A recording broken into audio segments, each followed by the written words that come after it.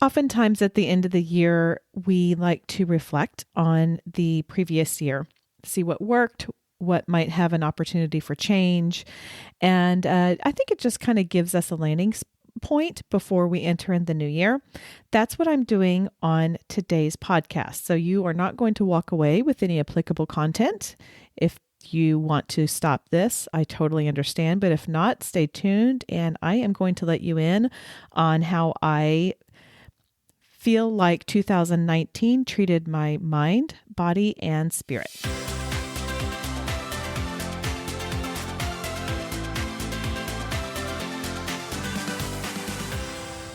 Hey there, I'm Amy Connell, and welcome to a special holiday edition of the Graced Health Podcast. Typically, this is when I say this podcast is for women who just want simple and grace-filled ways to take care of themselves and age their bodies well. And of course, we enjoy a little chocolate in the process. Today is going to be a little bit different because, like I said in the intro, I'm not going to have applicable content. So if you don't want to listen, that's okay.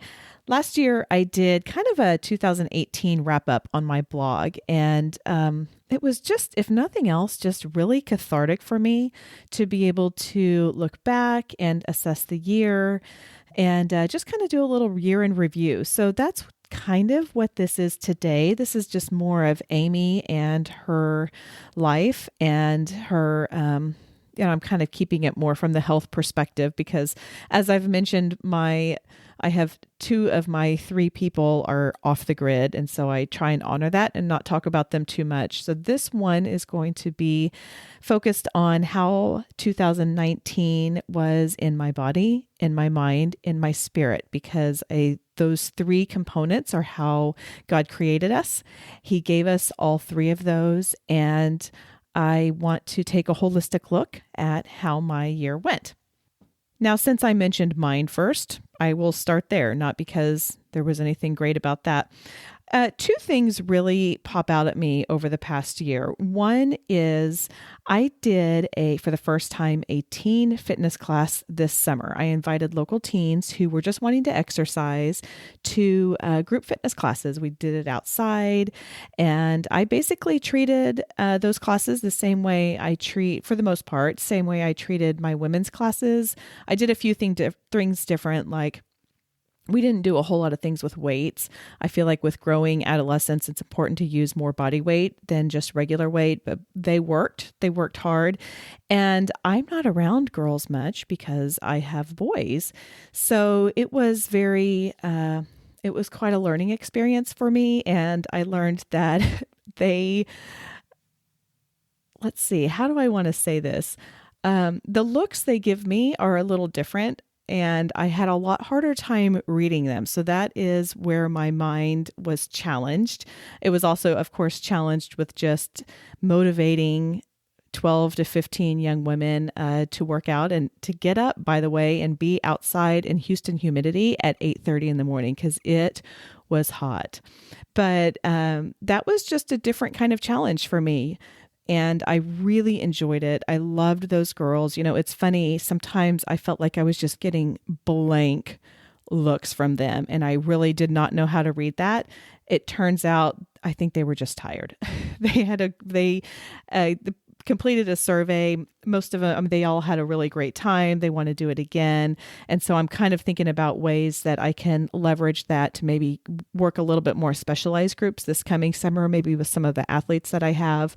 And, but it was a group that I really enjoyed working with. I have a real heart for helping young girls understand the same type of thing that I share about in the My Story episode, and just that we are all created uniquely. And we take care of our bodies, not so we can look really great on Instagram, but because God has a plan for us, and it's important to do that. And I'll be digging into that a little bit more. One of the things that I did with these girls as well is create little nutrition cards. Now, I'm not a registered dietitian. I'm not a nutritionist, but I feel confident in passing on science-based information that is generally accepted as good information, like eat your vegetables, eat real foods, that kind of thing. And so that was a little bit of a challenge too, because coming up with how I was going to give a concise 5-minute discussion at the end of a tiring class was my own little challenge as well. But that seemed to be received well with the girls. Another development in my mind is something you're listening to right now, starting this podcast. I really took the summer of 2019 off from blogging, which is what I've been doing since 2016, and just kind of took that time to evaluate what I was doing, what I felt was effective. There's this quote from Lisa Turkhurst, who is president of Proverbs 31 Ministries, and she said, "What feels like you are pushing a boulder uphill, and what feels like you have the wind at your back?" And I realized that the weekly content delivery of the writing was really feeling like I was pushing a boulder uphill. So I did a little pivot and I produced most of my content here over the earbuds or however it is that you listen to it. Now, I will say this is a little side note, I'm going to create this into a blog post as well. And by the time that I do this blog post, things will probably have matured a little bit in my thinking, and maybe I flesh it out a little bit more. And so it might be worth, even though you're hearing a lot of it here, it might be worth going to the show notes, clicking on those, and then you can get like the real edited, fully thought through how 2019 treated my mind, body, and spirit. But in general, this was a big learning curve. I've never podcasted before. I've never been on one.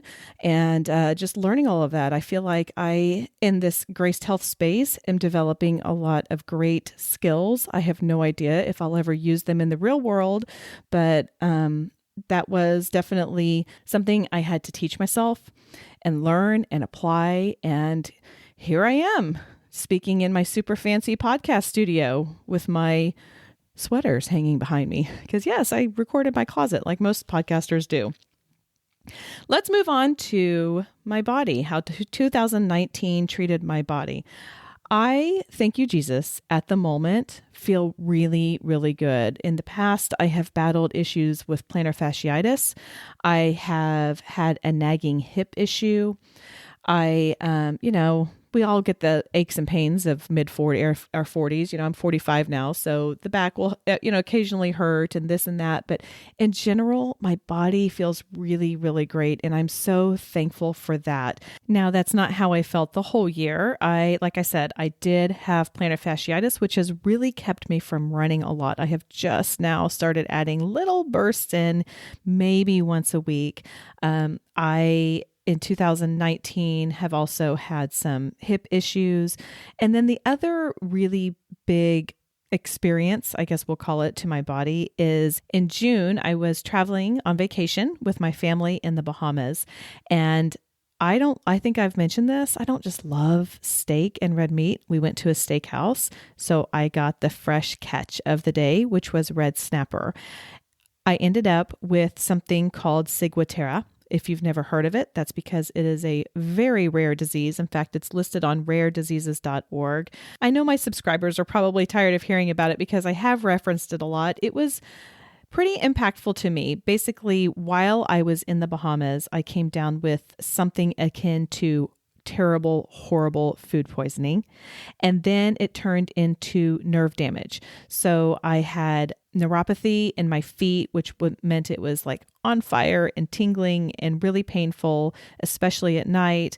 I had a hot cold reversal, which meant whenever I picked up something cold, I felt like my hands were burning. My blood pressure dropped really, really low. I was itchy everywhere. And this took about 6 weeks to recover from it.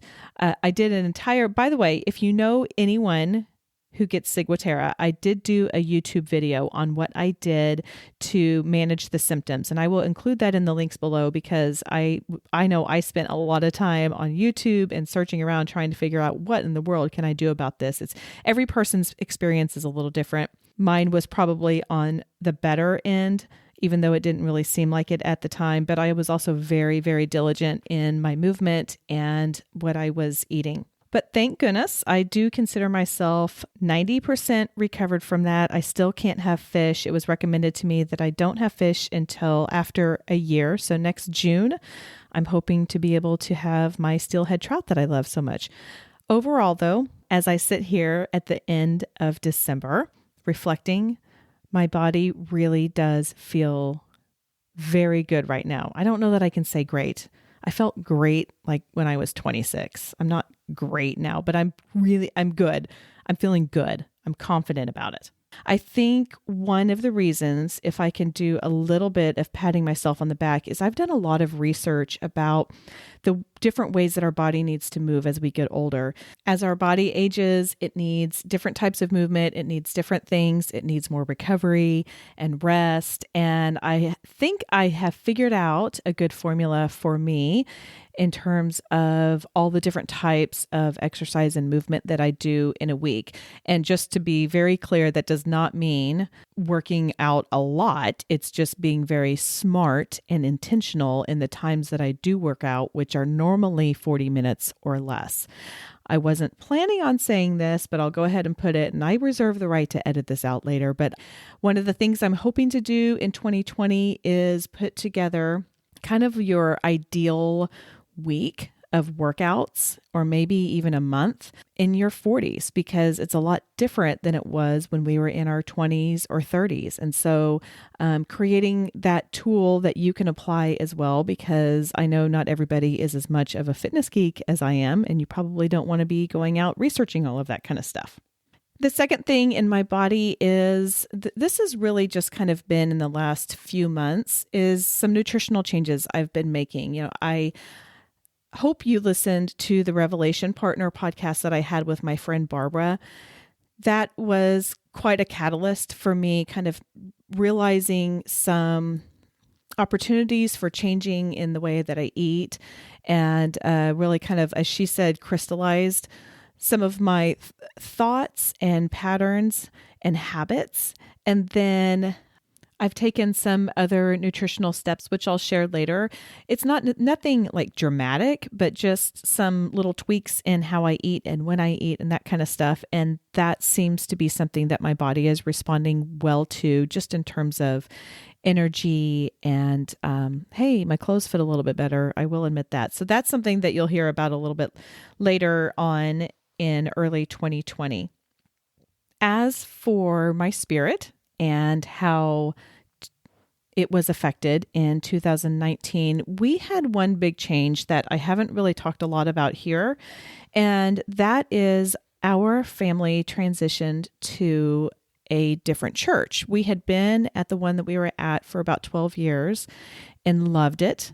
And I still love that church. I love the pastor. I love the people. Like, there's nothing there that didn't work. However, there is a church that was a little bit closer, and my son all of a sudden started getting invited to go to events there. And the youth group was really growing and vibrant, and he was there with kids, and both of my kids were really there with other kids who go to their school and who they see a little bit more often, whereas the other one, just because it was a little bit further away, didn't offer that as much. So my husband and I made the difficult decision to transition our family over there, even though, it's not like we needed to, but we just felt like it was the right investment to make at that time, and in the time that is so important to our kids. Because it's funny, I've always said kids are going to be a little bit more accountable on Saturday night if they're going to be seeing those same people on Sunday morning. And it's funny because shortly after we started going to this new church, someone asked one of my sons, well, hey, what do you think about this new place? And he said, oh, I really like it. It's great. And he said, I'm a lot more accountable at the lunch table. So for him, it wasn't necessarily Saturday nights, but it was what he was saying at the lunch table and maybe reactions he was having to certain things. And so I just feel like we felt like it was the right place for our family right now. We really enjoy the new church. There are some differences there, and I really value them. I could compare and contrast, but I don't think that that's really necessary, because it all has the same intent of knowing Jesus, helping other people know Jesus. And it might be a little bit differently, or it might be approached a little bit differently in some ways, but the intent is still there. And so that is what is important to us. Another way my spirit was impacted this year was something that happened in November, which is I attended Leverage the Speaker Conference. I've talked about it some. This is where I took the mic away from the person in charge of it. If you listened, I can't remember which episode this was on, but that was the one. It really just rejuvenated me. It got me so excited to get back into speaking some more and get a little more aggressive with that. I really, really enjoy speaking, especially to women. And then I'm going to be moving into like mom and daughter groups, because this is what I know. I'm not saying anything differently than what moms are telling their daughters, but in general, they don't want to hear it from their moms, and they'll be more open to hearing it from someone else. I have a friend who I mentioned that to, and she's done a lot. She knows a lot about raising children. And she said, well, that's because they've been hearing their mom's voices all their lives. And now that they are teenagers, they're trying to hear other voices, and they are trying to block out parents' voices a little bit more. So they're more open to hearing yours. And I'm like, okay, well, that's great, because we've got the same message, right? And we've got the same goals for these girls to grow up with strong body confidence and a good self-image and healthy habits. And if I can be a part of that and serve them that way, then it would mean the world to me. And quite honestly, if I can plant the seed in some of these young women for them to hear that they don't have to look a certain way, and they don't have to eat a certain way or exercise a certain way, and they have to listen to how God created them and be confident in the uniqueness that God created, then I will go to my grave smiling if I could ever have the opportunity to plant some of those seeds. I'm getting off track. Imagine that.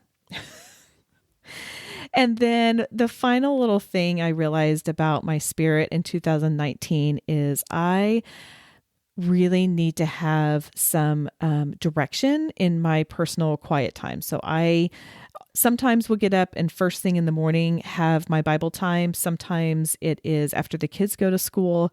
But what I've realized is I need something that's guided. I have finally just started buying the Proverbs 31. They have an app and an experience guide. It's called First Five, where they go into a little bit more depth. And so they'll have a devotional, but then they'll also have some questions. And then they have a lot of people who know a lot more about the Bible than I do, and they'll explain a little bit more in whatever book it is that we're studying.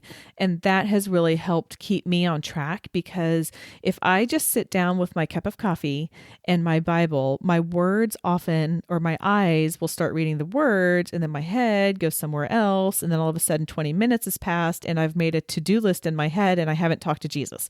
So this has been really helpful with that. And then I'm still, I have to be really honest. I get off track a lot when I'm praying. And so I've been reading a book called A Praying Life, which I kind of stopped reading for a while. I guess I need to get back into that. Maybe that should be a goal for the end of 2019 to finish that book. But a girlfriend of mine recommended it to me, that it really guides you and gives you some good applicable ways to kind of stay on point and focused whenever you are having your prayer time. Okay, there you go. That is how 2019 treated my mind, body, and spirit. I'm going to have one more bonus episode for you next week. And in it, we're going to talk about how to approach fitness in the new year. Then we are going to be closing the books on In the Gym series and opening the book or the chapter to In the Kitchen. I'll make a trailer about that so you can listen to more of that, but I am excited to do something a little different, though I feel like there's so much left on the table in the gym, but we will come back at another time and talk about all of that kind of stuff. I also just want to take a minute to thank you for listening and thank you for tuning in. I have really enjoyed this space, maybe just because it gives me a chance to talk and to verbalize the words that are swirling around in my head so often. But I value you. I thank you. I hope this helps you in your health journey. And I feel like that word is used way too much, but it's the only one I know to use because it truly is unique to all of us. It's different. And my goal is to serve you information that you can figure out if it works well for you or if it's something that you can toss aside. So thank you for listening. Thank you for tuning in. I will say, if you get a chance, can you do something for me? Would you mind going and rating this and leaving a review? That really does help the show significantly. This is a small show, and it helps kind of spread the words. And then I would say too, hey, pick your favorite episode, give it a screenshot, or send it to a friend and say, hey, this was really great. I think you'll like it. That about does it for the day. And I'm sitting here thinking, I am supposed to leave you with one simple thing that I want you to remember. So let's just leave it with this. The one simple thing. I'm grateful for you. Thank you so much for listening. Go out there and have a grace day.